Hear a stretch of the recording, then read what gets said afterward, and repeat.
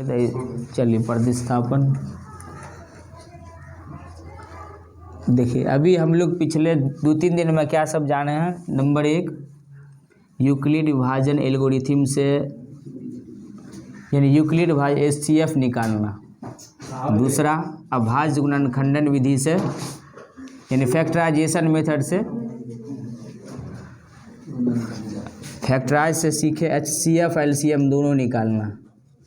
क्योंकि यूक्लिड विभाजन एल्गोरिथम से सिर्फ और सिर्फ HCF ही निकालते हैं, ठीक, और इससे दोनों निकाला जाता है, जो कि आप लोग बना के दिखा चुके हैं। अब तीसरा जो है आज प्रतिस्थापन बताना है। प्रतिस्थापन विधि से x और y का मान निकालेंगे, यानी जैसा समीकरण युग्म रहेगा उसका वैसा वैल्यू निकालेंगे। जैसे कि x y वाला 2 चर वाला रैखिक समीकरण रहेगा, पेयर लीनियर ऑफ 2 इक्वेशन ऐसे करके लिखा रहता है उस पर, इसको लीनियर इक्वेशन कहते हैं। समीकरण लिखा रहेगा आपको x + 3y = 6 और 2x - 5y = 12। तो ये 2 चर वाला रैखिक समीकरण है। ये समीकरण युग्म फर्स्ट और ये समीकरण युग्म सेकंड है ना। देखिए ये जो युग्म देख रहे हैं ना आप लोग, ये 3 विधि से बन जाता है। एक है विलोपन से, 3 ही नहीं है, NCERT में 3 है, बाकी भारतीय वन का बुक देखिएगा तो 5-5 विधि है। हाँ, तो अभी जो हम लोग इस NCERT बुक में पढ़ेंगे वो विलोपन का भी पढ़ेंगे, प्रतिस्थापन तो आज जान ही जाइएगा। उसके बाद फिर एक आता है वज्र गुणन विधि, और आप पिछले 2-3 साल का क्वेश्चन भी जाके देख सकते हैं क्वेश्चन बैंक में, प्रीवियस ईयर का, कि हर पिछले 2-3 साल में क्या कर रहा है कि कभी वज्र गुणन पूछ दे रहा है ना, कभी प्रतिस्थापन। ये बहुत कम देखने को मिलेगा, लेकिन ये और ये एग्ज़ाम में आता ही है ना। आप 2022 का देख लीजिए, ठीक, प्रीवियस ईयर का क्वेश्चन, उसमें ये क्वेश्चन आया हुआ था। तो एक एक करके सब कुछ हम लोग जानेंगे। फिलहाल अभी आज का जो क्लास है, टॉपिक है, वो है प्रतिस्थापन विधि पे, जिसको क्या कहा जाता है, सब्स्टिट्यूशन मेथड भी कहा जाता है। सवाल में लिखा रहेगा कि निम्न रैखिक समीकरण युग्म में प्रतिस्थापन विधि द्वारा हल करें, x और y का मान ज्ञात करें। तो इसके लिए पहला समीकरण है x + 3y = 6 और दूसरा 2x - 5y = 12। अब इसमें क्या करना होता है कि चाहे ये टर्म हो चाहे ये वाला टर्म हो, इन दोनों में से आपको अलग करना होता है। y को अलग करना चाहते हैं तो y को अलग करिए, x को अलग करना चाहते हैं तो x को अलग करिए। आपकी अपनी मर्जी है, आप उसके हिसाब से, चाहे x की साइड को अलग रखना चाह रहे हैं तो उसको अलग रख के समीकरण 3 निकालिए, या y से समीकरण 3 निकालिए। तो इसमें समीकरण फर्स्ट वाले में मान लीजिए कि इस बार हम y को अलग रख रहे हैं, x + 3y = 6 है। तो हम ये चाह लिए हैं कि भाई y को हमें अलग रखना है, ठीक। तो y को अलग रखना चाह रहे हो तो 3y इधर रखो, फिर 6 और x है जो लेफ्ट में उस पर जाएगा, राइट में जाने से माइनस हो जाएगा। फिर y को ही अलग थलग रखना है ना, तो 6 - x, ये चीज़ गुना में है, इधर आएगा तो भाग में। बट्टा के नीचे जाने पे किस में हो जाएगा, डिवाइड में, डिवीज़न, यानी बट्टा के नीचे चला जाएगा गुना में होने की वजह से। वैसे पहले भी आप लोग समझ चुके हैं कि अगर इस पर प्लस हो लेफ्ट में और राइट में आप लाना चाह रहे हो तो इस पर आने से क्या हो जाता है, माइनस। या इधर ही प्लस हो, इसको इधर से इधर ला रहे हो तो माइनस। यानी जोड़ वाला घटाव में साइन, यानी कि जगह बदली होने से, साइड चेंज होने से, लेफ्ट से राइट या राइट से लेफ्ट ले रहे हो तो प्लस वाला माइनस हो जाएगा, माइनस वाला प्लस हो जाएगा, है ना। और गुना वाला किस में हो जाएगा, भाग में हो जाएगा, भाग वाला किस में हो जाएगा, गुना में हो जाएगा। चाहे आप जिधर भी जा रहे हो, मान लिया राइट से लेफ्ट आ रहे हो तो भी वही कि जोड़ घटाव में हो जाएगा, गुना भाग में हो जाएगा। और राइट से लेफ्ट, लेफ्ट से राइट जा रहे हो तो भी वही। तो इसमें 3y को अलग किए और ये प्लस में था x, इस पर आया तो माइनस हो गया। अब यहाँ ये गुना के रूप में गुणनफल है, 3y का अर्थ ये हुआ कि इसके बीच में क्या, मल्टीप्लाई लगा हुआ है, तो गुना में होने की वजह से ये 3 बटा के नीचे चला आया। तो इसलिए अब इसको हम मान लेंगे समीकरण 3। यानी जिस समीकरण को तोड़ेंगे, जिस समीकरण का यहाँ पे फैक्टराइज किया जाएगा, वो 3 बन जाएगा। पहला समीकरण को तोड़े हैं तो ये 3 प्राप्त हुआ। अब इसका वैल्यू बैठाना, यहाँ लिखेंगे समीकरण 3 से y का मान किस वाले में रखना है इसको, तो एक चीज़ ध्यान दीजिए, इस पर गौर करिए। यहाँ लिखा हुआ अगर इस शब्द को प्रतिस्थापन को हटाइएगा, अलग करिएगा 2 भाग में, तो प्रति और जुड़ स्थापना है ना, स्थापित, यानी बारी बारी से। प्रति मीन्स क्या होता है, एक एक करके बारी बारी से, एक एक करके बारी बारी से, है ना, सिलसिले ढंग से। तो प्रति स्थापित यानी कि बारी बारी से मान का स्थापना करना, है ना। यानी x का मान है, y का मान बैठा रहे हो तो उसको दूसरे वाले में बैठाना, फिर उससे वैल्यू निकले उसको तीसरे में बैठाना। तो बारी बारी से एक दूसरे का मान स्थापित करना, है ना। इस वर्ड से हम लोग पकड़ सकते हैं, प्रतिस्थापन वर्ड से। तो y का जो मान बैठा रहे हो समीकरण 3 से, इसको आपको सेकेंड में बैठाना होगा। ऐसा क्यों करना होगा, इसलिए ऐसा करना होगा क्योंकि समीकरण 1 को ही न तोड़ के 3 बनाए हो। समीकरण पहला था उसी को न तोड़ करके तीसरा समीकरण बना है। तो जिसको अगर हम समीकरण पहला को तोड़ के तीसरा बनाए हैं उसको उसी में डाल देंगे तो LHS RHS दोनों बराबर हो जाएगा। आप ऐसा करके भी देख सकते हैं फ्री टाइम में, है ना, कि जिस समीकरण को तोड़ के समीकरण 3 बनाए हो उसको उसी वाले में बैठा दोगे तो LHS RHS दोनों क्या हो जाएगा, इक्वल हो जाएगा। तो इसलिए समीकरण 3 का जो मान है आपको पहला में नहीं रख करके सेकंड वाले में, दूसरे वाले में रखना। तो समीकरण सेकंड क्या है का मान समीकरण सेकंड में रखने पे, सेकंड में रखने पर सेकंड है 2x minus 5y equal to 12। तो 2x अब माइनस 5, जहाँ y आपको मिलेगा ना उस y का वैल्यू पूरा कॉपी करके यहाँ पेस्ट मार देंगे। तो 5y है, y यहीं पर मिल रहा है ना। यहाँ क्या लिखा हो, समीकरण 3 से y का मान सेकेंड में रखने पे। तो सेकेंड समीकरण क्या है उसको पहले उतारे। सेकेंड समीकरण 2x minus 5y equal to 12 है, इसको यहाँ उतार लिए। तो y जहाँ पर मिलेगा उस y का वैल्यू 6 माइनस 3x है, उसको यहाँ पर ला के रख देंगे। तो y यहाँ मिला अपने सबको, तो 5 और 6 माइनस x और बट्टे में 3 बराबर 12। अब देखिए 2x, ये माइनस 5 जो है ना अंश में है और इसके बट्टा में कुछ नहीं है तो 1 समझ लीजिए, कुछ नहीं है तो 1 है। तो 1 को 3 से गुना होगा और 5 को 6 और x दोनों से गुना होगा। और सिर्फ 5 को ही गुना नहीं होगा, माइनस से भी गुना होगा उसका, क्योंकि ये -5 है ना, नॉट ओनली 5, है ना। ये सिर्फ -5 नहीं है बल्कि माइनस, इसका माइनस माइनस प्लस, कहाँ माइनस है, यहाँ तो प्लस ही है ना।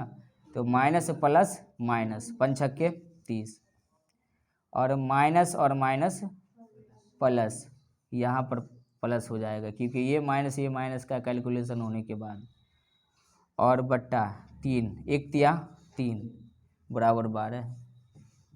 अब देखिए ये जो आप देख रहे हैं साइड, ये भिन्न घटाव जैसा है कि नहीं है ना। अगर 2x के बट्टा के नीचे 1 लगा दीजिएगा तो 1 3 का लघुत्तम लीजिए, फिर भिन्न घटाव बनेगा कि नहीं बनेगा, और एक ही टर्म में आ गया। अब इसको हमें एक साथ नहीं, अगर आप ये लाइन को पूरा ऐसे खींच दीजिएगा तो सवाल गलत हो जाएगा, है ना, क्योंकि 2x आपका अलग टर्म है, ये 2x अलग टर्म है, ये -5y एक अलग टर्म है। तो y का चूँकि यहाँ 6 माइनस x और बट्टा 3 वैल्यू था इसलिए आया इसके साथ, तो गुना हो गया। तो 2x तो अभी भी अलग थलग पड़ा हुआ है ना, है कि नहीं। तो इसलिए 2x के बट्टा में 1 समझ करके आप 1 3 का लीजिए लघुत्तम, 3 ही आएगा। 1 तिया 3 भाग देने पे भागफल 3 मिलेगा, भागफल 3 को इससे फिर अंश में गुना करिए, 3 दूनी 6x हो जाएगा माइनस। अब यहाँ पर कितना लिखा हुआ है 30 और 5, 3 से 3 कैंसिल हो जाएगा क्योंकि 3 से 3 में आपको भाग लगाना है। तो 3 से 3 भाग लगाइए, क्या मिलेगा भागफल 1 मिलेगा।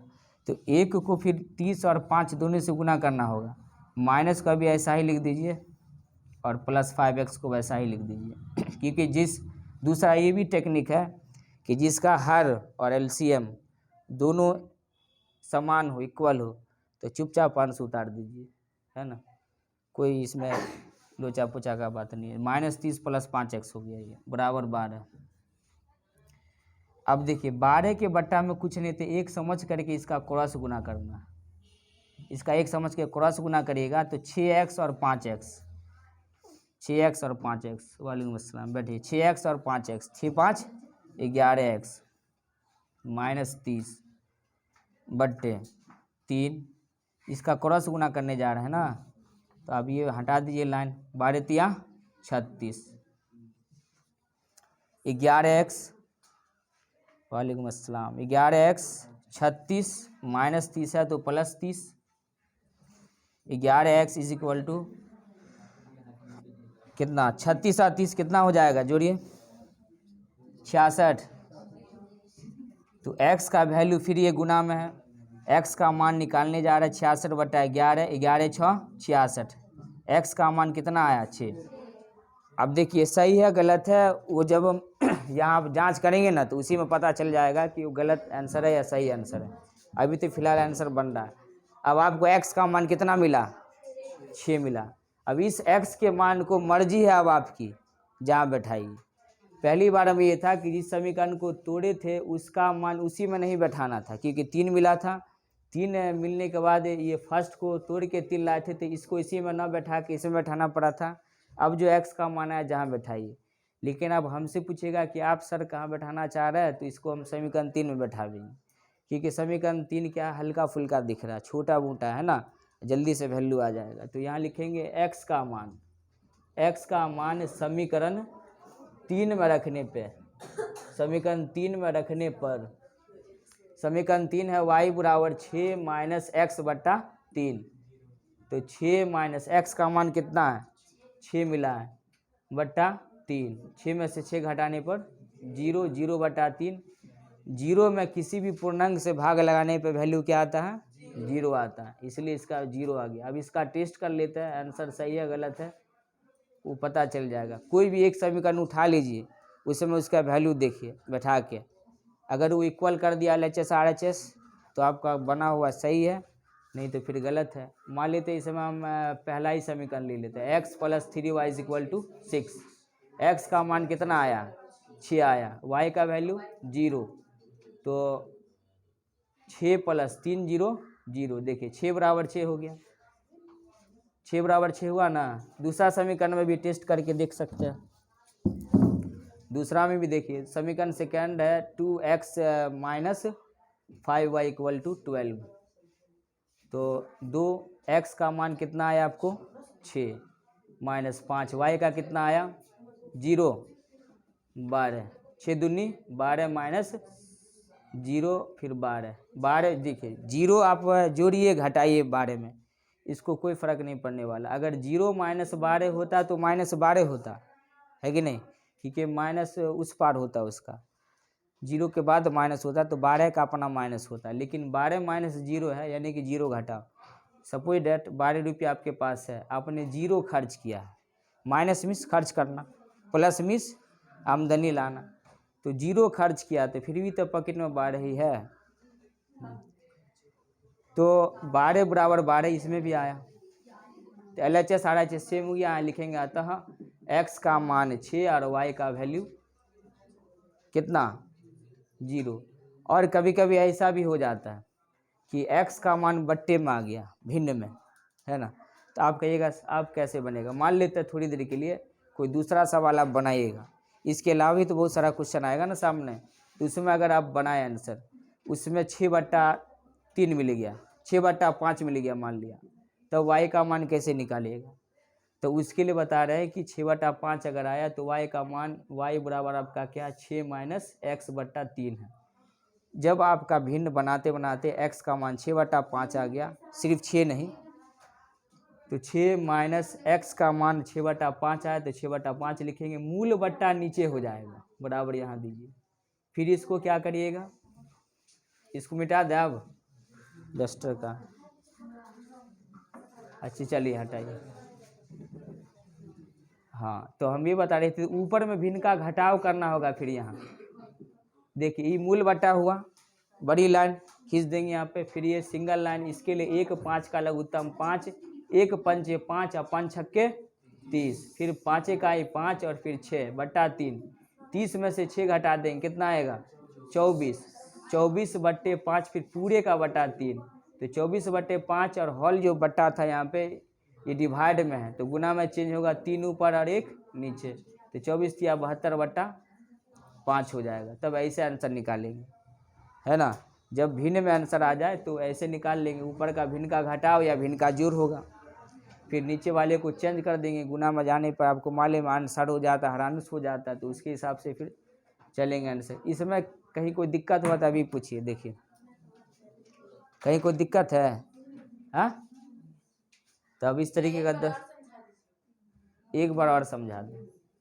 तो इसमें ये समझिए 2 समीकरण आपको क्वेश्चन में ही दिया रहेगा, 2 समीकरण क्वेश्चन में दिया रहेगा, तो उसमें से किसी एक समीकरण को आपको अलग कर लेना है, x को चाहे y को। इसमें हम y को अलग किए, यहाँ 3y 6 - x और बटा 3, समीकरण 3 मिला।